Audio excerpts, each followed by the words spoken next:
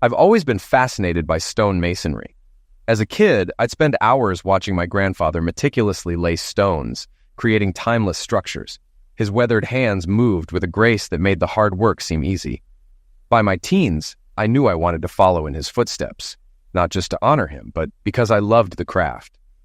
There's something deeply satisfying about shaping raw materials into something lasting.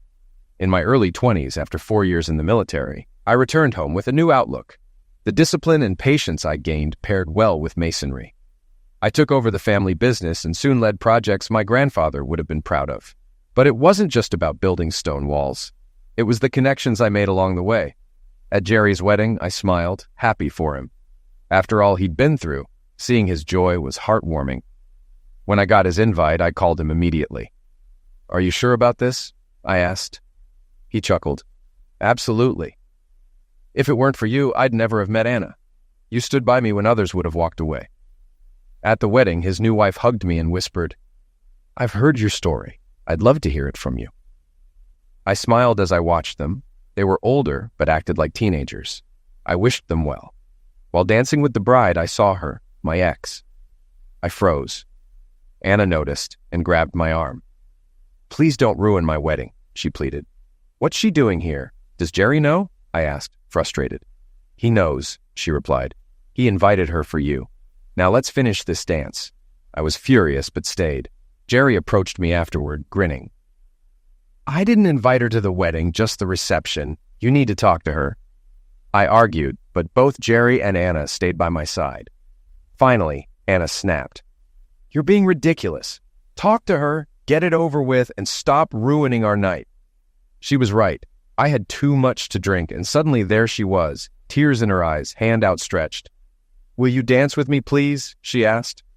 I could have ignored her, but instead I took her hand. As we danced, I felt her tears on my jacket. She whispered, "Let me pretend for just a moment that you still love me." The truth was, I did.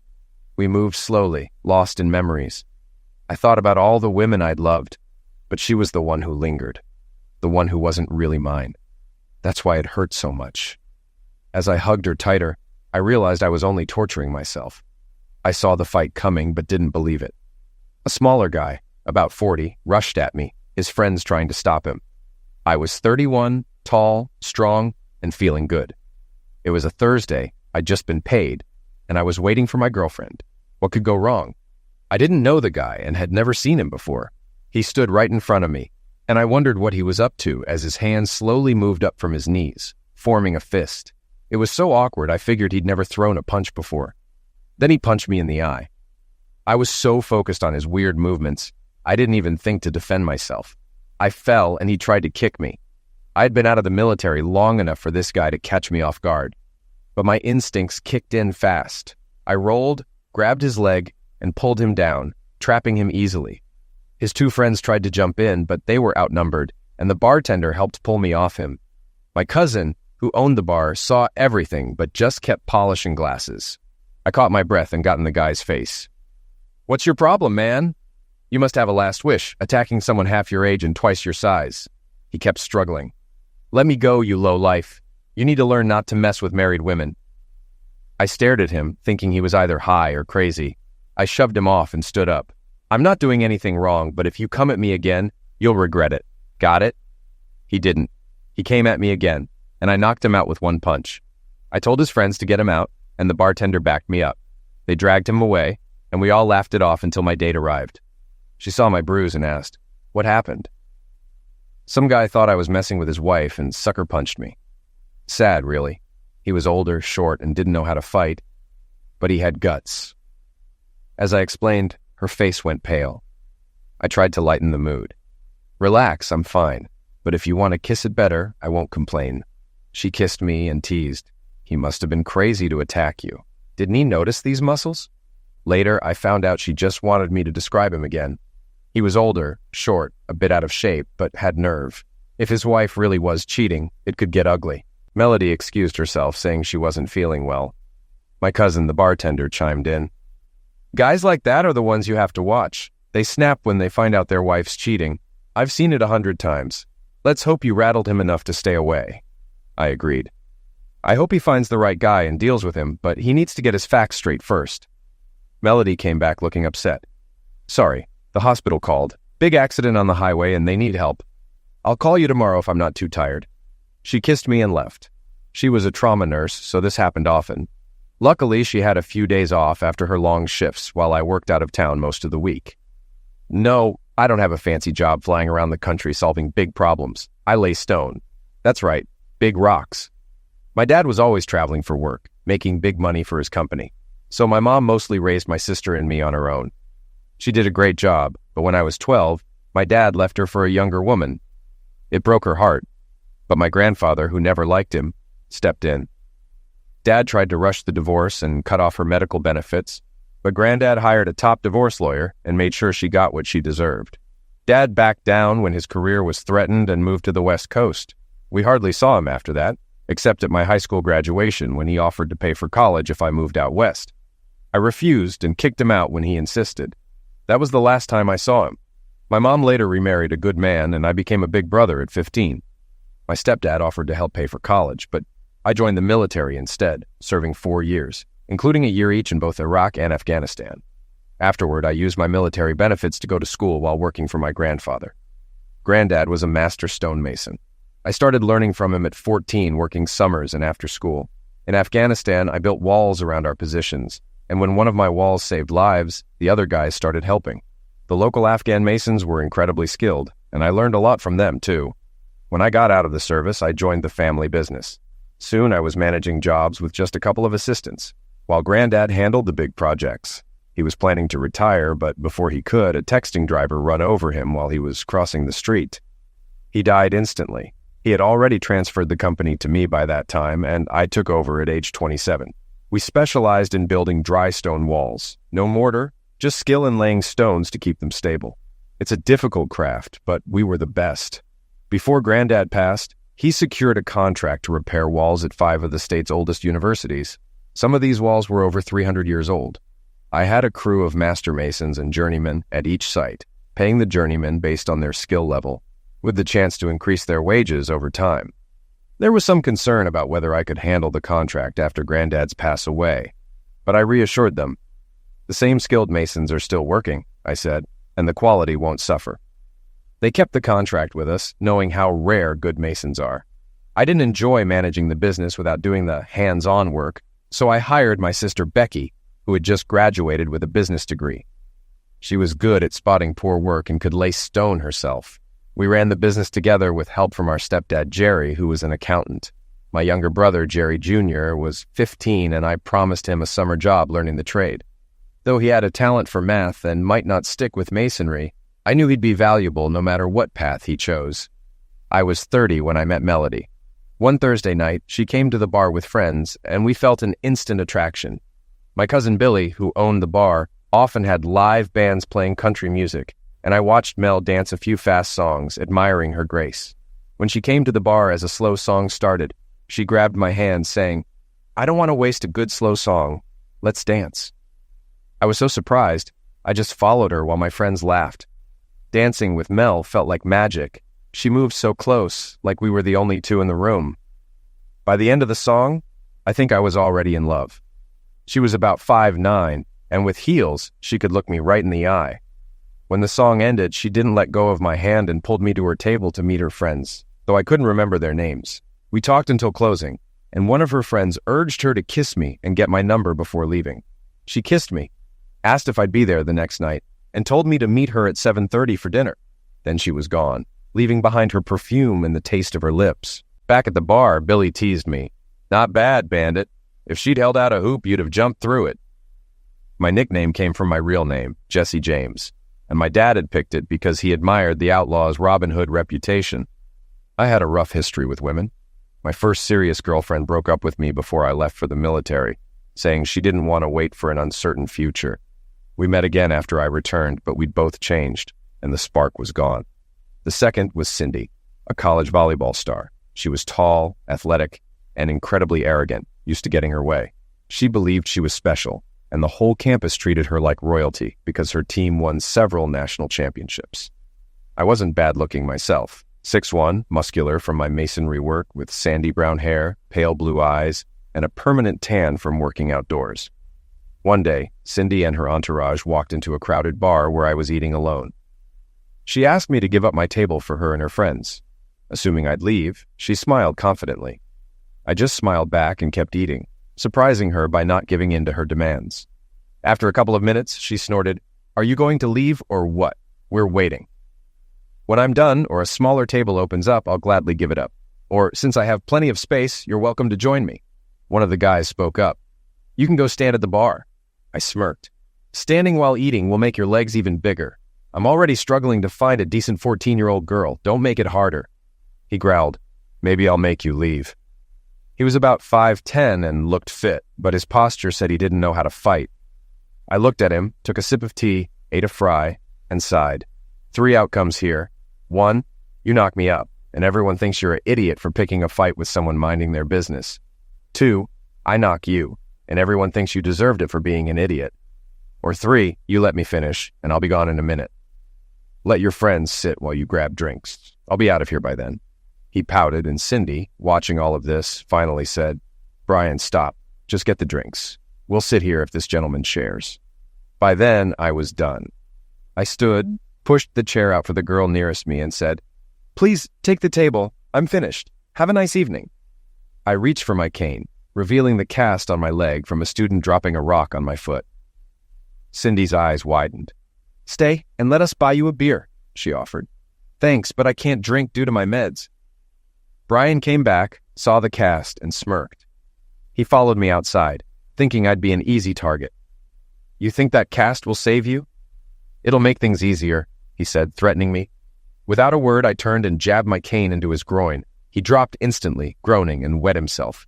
I calmly said, "Don't get up until I'm gone. If you do, I'll assume you want trouble, and you won't like what happens next. Grow up." When I walked out, Cindy and her friends had noticed his absence and came out just in time to see our interaction. They helped him up and dusted him off. Cindy started asking around the restaurant about me and eventually tracked me down. One night, when I walked into the bar and grill, she pointed to an empty chair. "I saved you a seat," she said. I was about to sit elsewhere when she touched my shoulder. "Please, just for a moment. We owe you an apology. Brian was an idiot, and he's not with us anymore." I sensed sincerity and sat down. I was surprised to learn her friends weren't airheads. One was studying political science with a job offer from a lobbying group, another was heading to Yale, and a third was getting an MBA from Wharton. Cindy was majoring in sports psychology, planning to use it after her volleyball career. They discussed their futures and occasionally asked for my opinion. I chimed in when I could. When the conversation shifted to my work, one friend asked, "Wow, that's a niche market. Is it good money? What's your business plan?" I raised my hand. "It's great money. I'll never be rich, but I'll be comfortable. Most of my work comes from word of mouth, and my services aren't for everyone. I usually work on multi-million-dollar properties. Right now, I've got 2 major projects with developers and a restoration contract for the state college system. I've been doing this for 2 years, and tomorrow I'm flying out to pitch similar contracts in other states. I'll probably hire local masons to handle the new workload. Even when the economy struggled, I stayed busy because the wealthy always need quality work." Everyone was surprised, and Becca, a business major, spoke first. "I'm writing a paper on niche businesses. I might focus it on your company if you're okay with it." "Sure," I said, grinning. "It'll be good advertising. But you might need to travel for a deeper look since most of the work is out in the field." She smiled. "No problem. My parents fund anything school-related."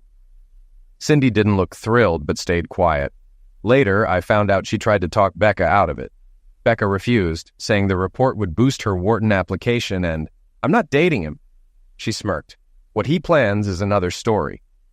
We ended up in a 2-year relationship, and I quickly learned that to keep her in check, I had to throw her off balance. She had a my way or else attitude, and I made it clear, "You may be the queen at school, but not with me. I want a partnership, where we both lead and follow." She smiled and said, "I'll be your queen and you'll be my king." For 18 months, I kept her guessing, even delaying sex to maintain control. One night she got fed up and yelled, "Damn it, Bandit, man up and do me. What's wrong? Scared you won't be good enough?" I replied calmly, "I've heard all about your skills from others, but thanks for the offer. I'll pass. Good night, Sin." She tried to apologize and physically stop me, but I broke free and left. I didn't see her for 2 weeks, despite her calls and messages. When I finally returned, her last emails were nasty. She didn't handle rejection well.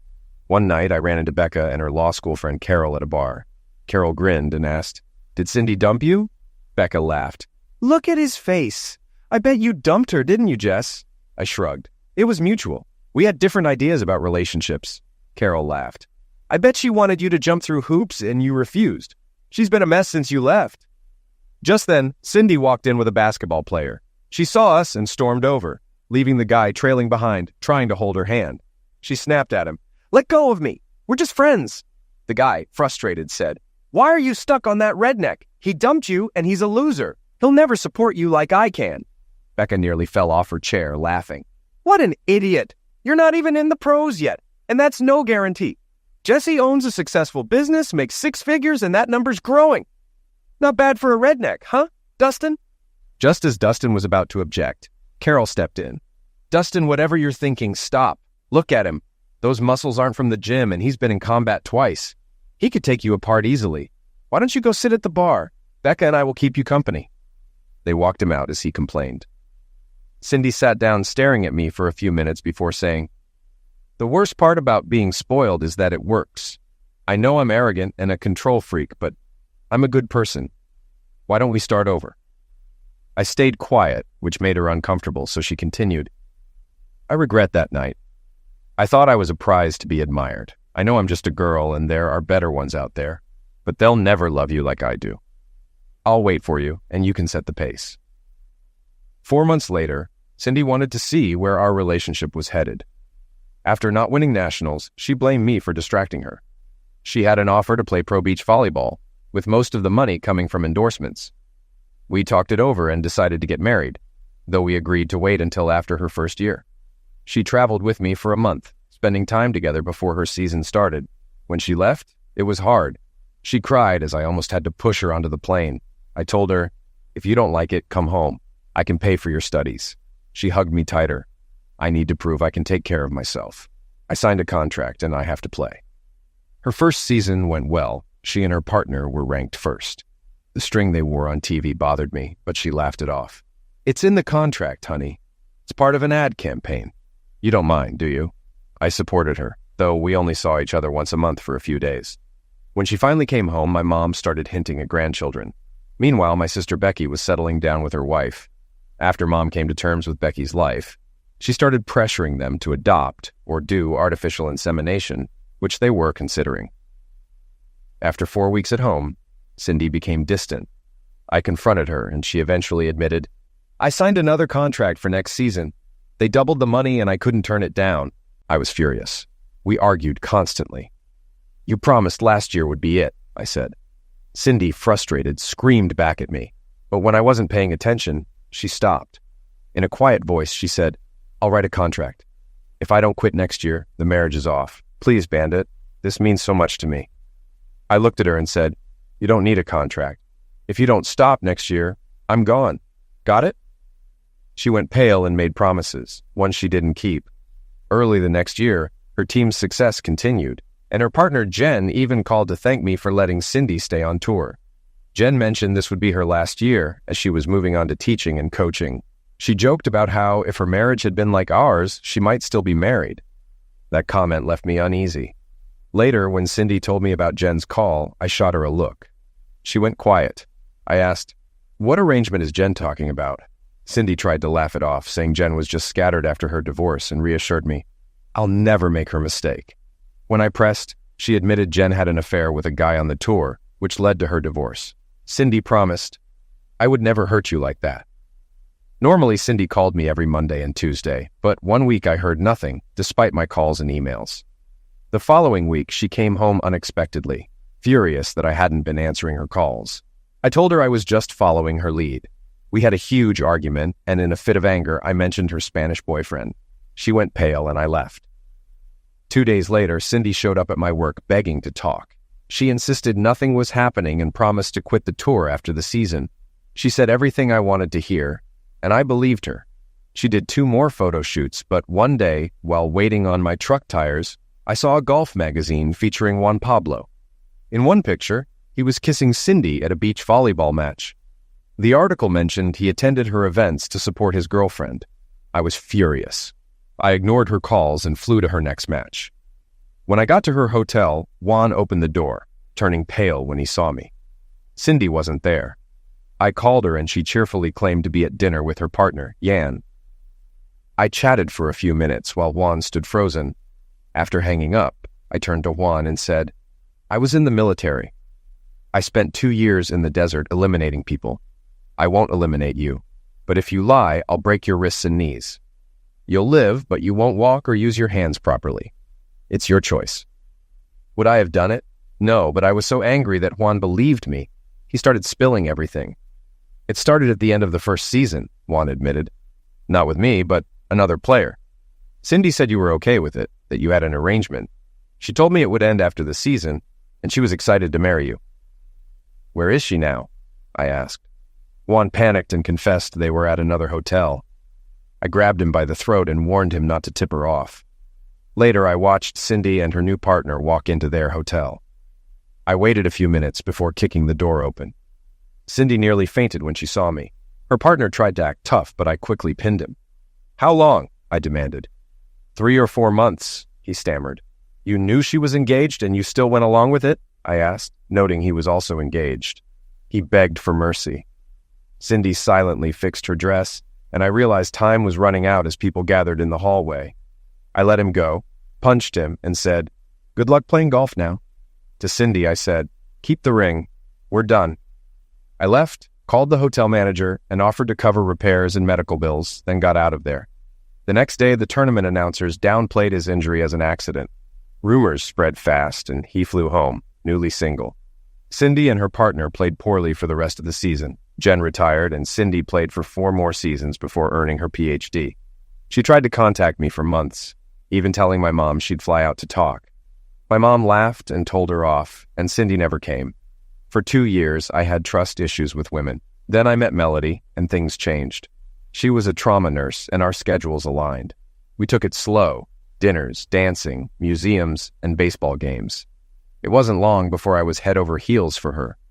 We never saw each other on her work days, but she always called during breaks. She lived with 2 other nurses, and they had a strict no-boyfriends rule to avoid drama. One stole another's boyfriend while she was asleep, so we had to set rules. Tired of motel rooms, I started house hunting and asked my business contacts for leads. They teased me, saying, "She's got you, huh?"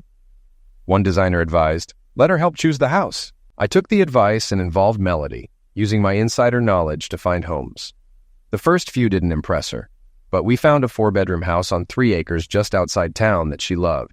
She smiled and said, "I'm thinking about tree houses." I took the week off, finalized the deal, and got a great price. On Friday, we went back to the house, and I asked, "Could you be happy living here?" "I'd love it." "Why?" she asked. "Because we bought it, I need you to pick out furniture. Is that okay?" Before she could answer, I knelt and proposed, telling her I wanted to spend my life with her. She fainted from shock. When she recovered, she said, "I love you, Jesse, but I can't marry you yet. Give me 6 months and ask again." I wasn't expecting that, and I felt disappointed, but she reassured me. We went furniture shopping the next day, and her comment about the rocking chair, "This might come in handy in a year or 2, gave me hope. Later, I introduced her to my family. My mom and Becky liked her, my little brother was smitten, and my stepdad's smirk showed approval. Only Grandma wasn't thrilled. The following Friday, I arrived at the new house to find she had already set up a dining room and guest room. She was unclothed on our new bed, teasing, "I was going to start without you. I want to christen every piece of furniture." That weekend, we barely made it past the bedroom. The next weekend, I was at a bar waiting for her when a guy punched me. After she left, I stayed for a few more drinks. As I headed home, 2 fire shots struck my car. Instinct kicked in, and I dove behind my SUV. The drunk guy from earlier was coming after me, shouting, "I'll make sure you never mess up another husband." I realized he wasn't finished with me. My stepdad's advice rang in my ears: never leave a live snake behind. I waited silently, and when he was close, I threw my shoe to distract him. As he turned, I grabbed his weapon hand and yanked him back, causing the weapon to drop. I knocked him until I realized I had to stop before it went too far. I dragged him into my truck and drove to an abandoned barn. When he started waking up, I pulled him out, letting his head fall on the gravel. After splashing water on his face, he groggily realized what was happening. "I didn't plan to destroy you," I said, kicking his weapon away, "but I wanted to scare you." "A .32? Really?" He nodded weakly. What do you want me to say? I'm not okay with you seeing my wife. Sooner or later, I'll get even. You might as well finish me now. Despite the situation, he wasn't backing down. I slapped him lightly and asked, I'm not with anyone's wife. What can I do to end this? Defeated, he told me to check his wallet. I pulled out a picture of Melody and my heart sank. It was her, younger, in a wedding dress. Is that her? He asked. You didn't know, did you? How does it feel? I couldn't respond. After talking a bit, we started drinking from the bottle of whiskey I had for the new house.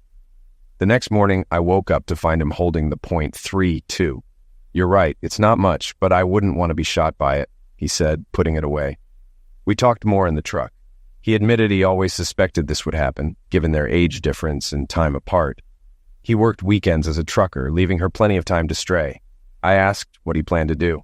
Divorce her, of course. She's yours now if you still want her, he said with a bitter laugh. I admitted I wasn't sure I could trust her. We drove back to his car, and I reminded him not to forget his weapon. Keep it, he said. I don't need it to remember what almost happened. As he drove off, I asked one last time, what are you going to do? You're lucky. You can walk away. I'm getting a divorce. If it gets messy, let me know and I'll testify for you. I watched him drive away, feeling both relief and loss. Later, I emailed Melody. I'm not running, but I need time. Don't contact me until next weekend. I'll think about everything, but don't expect me to believe much. She replied quickly, thank you for letting me talk. There's a lot you don't know, and I want to explain. I'll be at your house next Saturday at 4 o'clock. Believe it or not, I love you. The week dragged on as I struggled with what to say. My coworkers noticed something was off and gave me space. As Saturday approached, my dread grew. When she arrived, I made her sit at the kitchen table, the one she spent weeks choosing. As she started to speak, I cut her off. Ground rules, I said firmly. No I love yous or apologies. Just explain why you went to bars and dated while married. Could you live with me doing the same thing? Tears filled her eyes. After a few moments, she began. She grew up poor, raised by a heavy drinker father after her mom left. She married Jerry for stability, not love. When their schedules conflicted, she started going out with friends to ease her loneliness. She always wore her rings, but then she met me. I didn't love Jerry like I love you, she admitted, but I respected him. I didn't know how to tell him. You should have left him when you realized how you felt. Instead, you used him as a backup, I said, frustrated. I know, she whispered. I shook my head. Even if we stayed together, how could I trust you? What happens when I'm gone for work and you're lonely again? She cried, but I pushed on. It's about trust, Mel. I need to trust my partner completely, and right now I don't think that's you. She sat quietly, then said, I understand, but no one will ever love you as much as I do. Even if we never get back together, I'll prove that to you. She left without another word. We spoke only twice after that, with little progress. Eventually, she started emailing me. For months, the emails ended with her begging for another chance, though they became less frequent over time. She mentioned therapy and going with Jerry a couple of times. After 7 months, she stopped writing. Her last email read, My dear Jess, this will be my final message. I'm officially divorced now, the second best moment in my life. The first was meeting you. Therapy helped me realize I was too immature and selfish to marry Jerry. I stayed with him out of fear, but it was doomed from the start. I'm living with 2 other nurses now, and I finally feel independent. In honor of my divorce, I'm giving you a gift. I'm letting you go. I realize now that if I were you, I wouldn't trust me either. I hope you find someone who loves you as much as I did, and still do. Mel. I stared at the screen, finger hovering over the delete button, but I couldn't do it. It was too painful to read again, so I saved it instead. That's how I drifted through life. If it weren't for work, I might have lost it altogether. It took almost 10 months before I went on a date again. She was the sister of a contractor I worked with, a witty, beautiful woman who enjoyed dancing close. I had fun, but there was no spark. After 2 more dates, she found someone else and we parted amicably. During this time, I saw Mel twice. Once at a stoplight, I spotted her through the window of a bistro, smiling with friends. I sat there so long that the car behind me honked. She turned and saw me as I drove away. The second time was at a club, where I was on a date with Tina. When our eyes met, Mel burst into tears and ran out. Her friend Gwen stopped by my table and angrily accused me of rubbing my new relationship in Mel's face. I stayed calm. It's been almost a year. We were bound to run into each other. Tell her I'm sorry if I upset her, but she needs to move on." Gwen muttered, "a-hole," as she walked away. Tina, noticing the tension, asked for the full story, and after I explained, she said, "You're not over her. I saw your face when you noticed her." Jerry, who had started coming to my cousin's bar, and I eventually became friends. He admitted he still missed her sometimes. He told me one of her nurse friends mentioned they called her Nun because she hadn't dated since me. She blamed it on how much I had spoiled her. Jerry shared that Mel had been writing letters of apology as part of her therapy. I admitted I'd received one, but didn't elaborate. Jerry had moved on, though. He started dating a military widow, and they were a great match. I helped sponsor his stepdaughter's softball team, and we even planned his bachelor party. Watching Jerry's happiness made me think about my own future, wondering if I'd ever be in the stands cheering on my own kids. I threw myself into work, taking on more contracts than we could handle. My family eventually convinced me to slow down, reminding me that quality was key. I passed on some jobs to competitors and got things back on track. Then I ran into Becca, a college friend, who offered me a contract to build a small stone cottage. I agreed, and as I worked, I discovered an old stash hidden in a chimney. Whiskey, letters, and a wedding ring. I returned the items to the family, who eventually donated them to a historical society. The story made the papers, sparking a wave of chimney excavations. Becca later invited me to a party to show off my work. While there, she mentioned she still kept in touch with Cindy, my ex. She showed me photos. Cindy had cut her hair and gained some weight, but she looked happy with her second husband, David. Becca told me Cindy had come clean about her past and was trying to make this marriage work. Surprisingly, I was genuinely happy for her. I hadn't thought about her in years, but it seemed like she had finally found peace. Meanwhile, I stopped dating, trying to figure myself out. Melody's ghost still lingered in my mind. On a whim, I sent her an email. "Mel, I wasn't trying to make a statement when I saw you at the club. It was a coincidence, and I had no intention of hurting you. If it's any consolation, it ruined my night too. Jess," she replied the next day. "I'm sorry I ruined your evening. I know it's over between us and we'll never be together again, but I can't stop loving you. I've given up trying. Time hasn't healed me. It's only made me miss you more. I got a job offer at another hospital far enough away that we won't run into each other. I think I'll take it and start fresh. Maybe then I'll finally move on. I wish you happiness, Jess. Mel. P.S. If you ever want to talk, just text." I thought about it. We didn't see each other much, but if moving would help her, I was fine with it. Maybe one of us could find happiness. And here we were, dancing. The feeling was both familiar and different. Jerry bribed the orchestra to play 3 slow songs in a row. I would have stopped after the first, but she held on. When the music finally ended, she clutched my arm. "Will you sit with me for a while, please? I'll beg if I have to." To avoid embarrassment, I agreed. She led me to a small table in the back where we could talk. She made small talk for a minute before I stopped her. "Just say what you really mean, Mel." She looked at me, her face determined. "You. I want you back. I've tried to let you go, but I can't stop loving you. I can see it in your eyes. You still care about me. Why don't we start over? Give me one chance. If it doesn't work, I'll leave you alone. Please, just one date." She kissed me on the cheek and left. I watched her talk to Jerry and Anna before disappearing out the door. Jerry sat down next to me. "Well?" he asked. "Well, what?" I replied. "Are you going to give her another chance? You deserve it." I stared at him in disbelief, but he only sighed and added, "Since meeting you, she hasn't been with anyone else. She even apologized in a letter, saying she caught something at work and needed 6 months to clear it. She's been through a lot." I thought about it for 2 weeks. Then I called Mel and invited her to a concert in a neighboring town. After a long pause, she quietly said, "Yes." We met at the playground before the concert. She wore a pale yellow sundress, and her smile lit up when she saw me. We walked around, window shopped, and watched the show. When the duo performed a song about rekindling romance, it brought a smile to her face. After the concert, I suggested we grab pizza at Yanni's, one of our favorite spots. She agreed, tears in her eyes. We shared a pizza, and afterward, I walked her to her car. She hugged me, kissed my cheek, and drove off. I stood there wondering what it all meant. We went out 2 more times. A movie, where she snuggled up to me, and a day at the local fair. She laughed at the exhibits and admired quilts, reminding me of a time when she said she wanted to make quilts for our future children.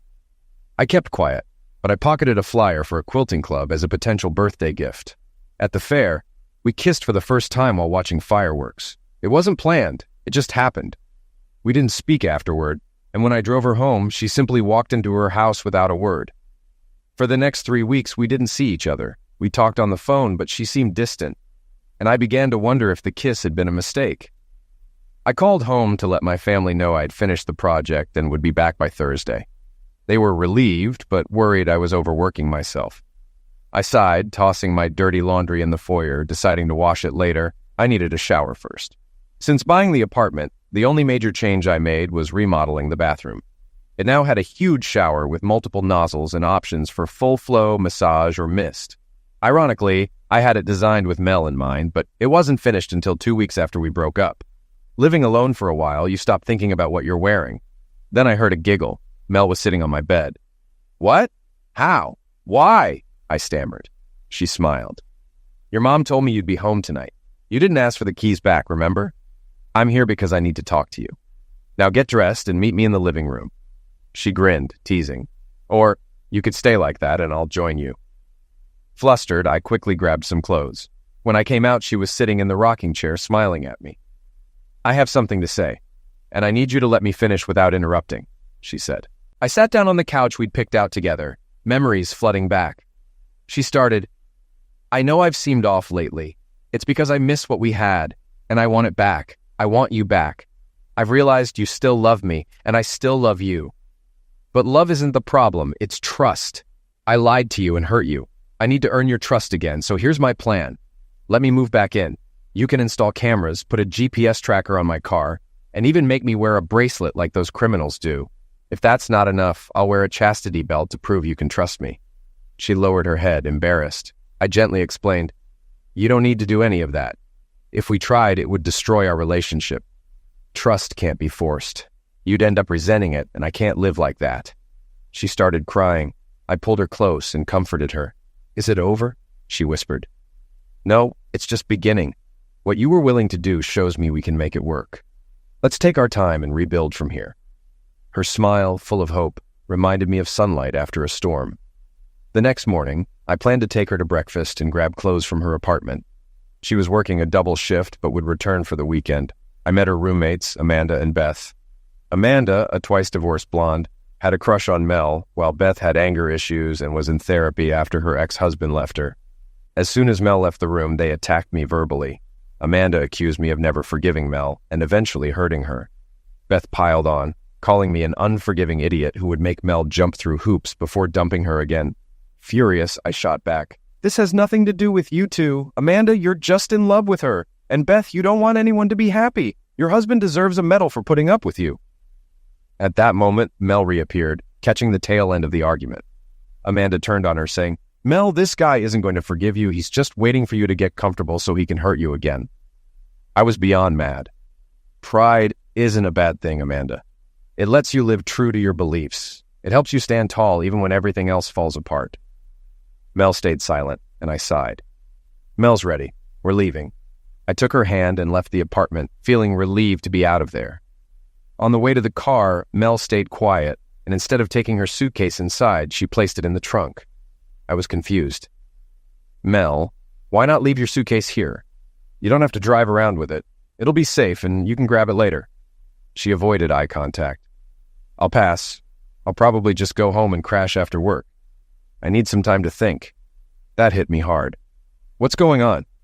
Earlier, you regretted volunteering for the job, and now after listening to those angry women, you don't want to spend time with me." Frustrated, I added, "Fine, go find someone else. But I've lived without you once, and if you start playing games, I'm done. I want my key back."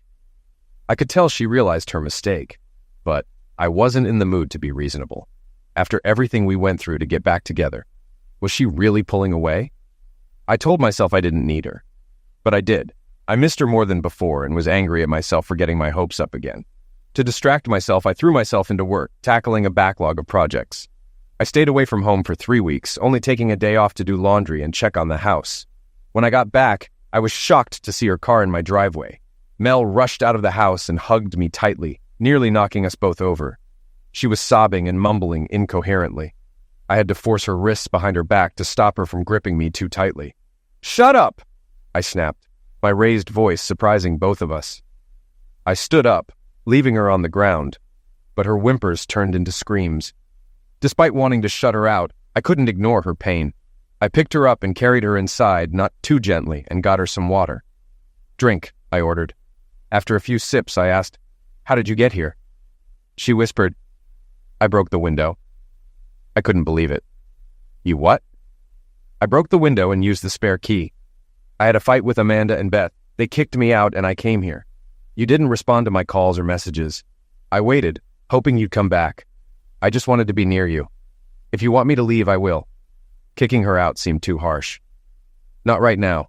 Order a pizza. I'm starving. I'll be back after a shower."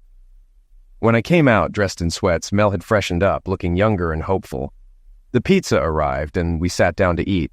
I noticed she looked thinner. "Are you on a diet?" I asked. She shook her head. I haven't felt like eating much." After dinner, we sat in the living room.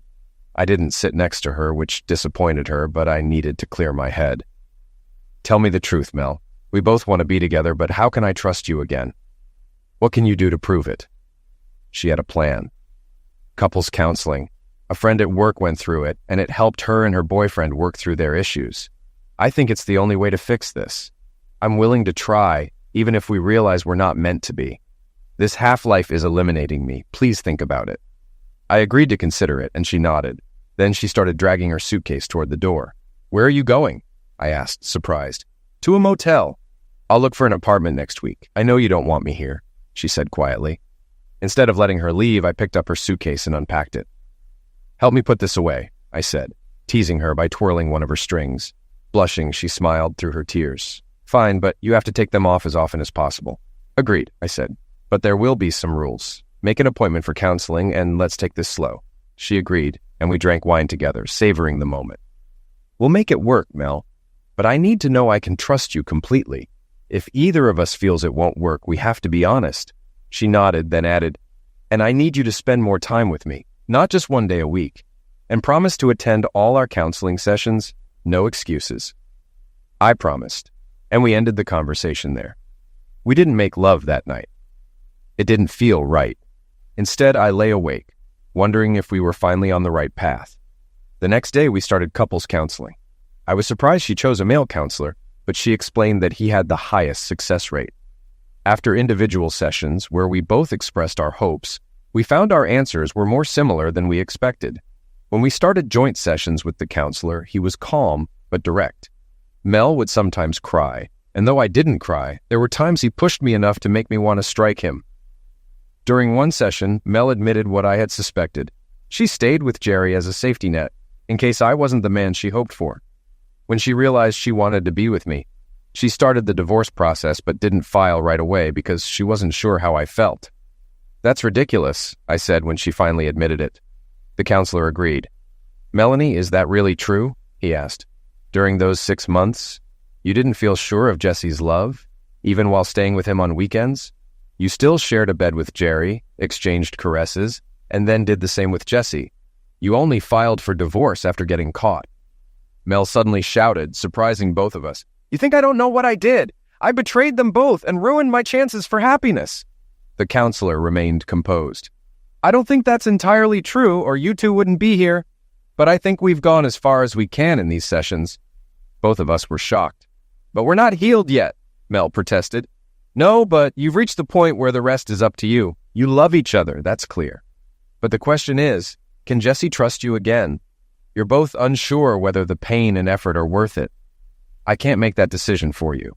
If you can forgive each other, you'll never regret it. If you can't, it's time to walk away. I wish you both luck." After that session, Mel and I tried to move forward for 3 months. We had good days, but triggers would cause tension. Things got stressful. She called me every night and even sent pictures to prove she was at home. But it got tiresome. One night I told her, "Stop sending pictures. Stop locking yourself in the house. You made a mistake, and if you learned from it, we'll be fine. If not, it's over." She seemed to understand and soon started going out with friends. One night she called and thanked me for trusting her. That felt good. But even with the progress, I sensed something was still off. She had become quieter recently, and I worried we were nearing the end. Then we went to a flea market, one of her favorite places. Watching her browse with such grace, I saw her smile at me, but it quickly faded, replaced by sadness. I realized then that if I didn't change, I'd lose her. As we left, a sudden thunderstorm hit. Mel flinched, scared of storms, so I put my arm around her. I went to get the truck, praying for a way to break through my emotional walls. A song came on the radio, slow dancing, swaying to the music, and I glanced at a bumper sticker that read, "Life isn't about waiting for the storm to pass. It's about learning to dance in the rain." I knew what I had to do. I stepped out into the pouring rain, held out my hand and said, "If you love me, come dance with me. This is our last chance." Everyone was watching, and Mel, terrified of storms, hesitated but eventually stepped into the rain and took my hand. The song ended after a minute, but it was enough. She faced her greatest fear for me. We laughed, cried, and made love when we got home. 9 months later, I found myself standing in line for the tallest roller coaster. Mel had told me she would one day ask me to prove my love in return. As I was strapped into the seat, she let go of my hand and stepped back. "You're not coming with me?" I asked, panicked. Tears welled up in her eyes as she smiled. "I can't," she said softly. "Why not?" I yelled as the ride started. That's when I saw the sign. Pregnant women are not allowed on this ride.